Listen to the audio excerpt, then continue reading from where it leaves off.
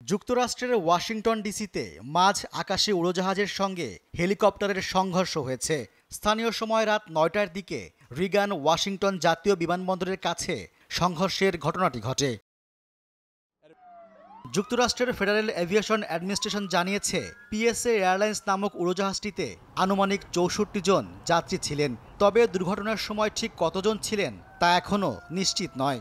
আর crew ছিলেন ৪ জন।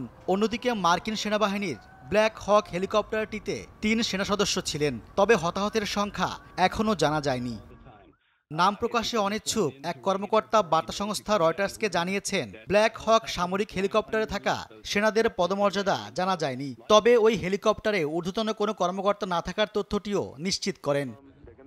সংঘর্ষের পর উড়োজাহাজটি বিমানবন্দরের সীমান্তবর্তী পটোম্যাক নদীতে বিধ্বস্ত হয়। পুলিশ জানিয়েছে, একাধিক সংস্থা অনুসন্ধান ও উদ্ধার অভিযান চালাচ্ছে। বিমানবন্দরের সব উড়োজাহাজের ওঠানামা বন্ধ করে দেওয়া হয়েছে। এদিকে পরিস্থিতি পর্যবেক্ষণ করছেন মার্কিন প্রেসিডেন্ট ডোনাল্ড ট্রাম্প। দুর্ঘটনার পর জরুরি সাড়াদান কর্মীদের অবিশ্বাস্য কর্মতৎপরতার জন্য তাদের ধন্যবাদ জানিয়েছেন তিনি। সেই সঙ্গে পরিস্থিতি সম্পর্কিত আরও তথ্য পেলে পরবর্তী সময়ে তা বিস্তারিতভাবে জানাবেন বলে জানিয়েছেন তিনি।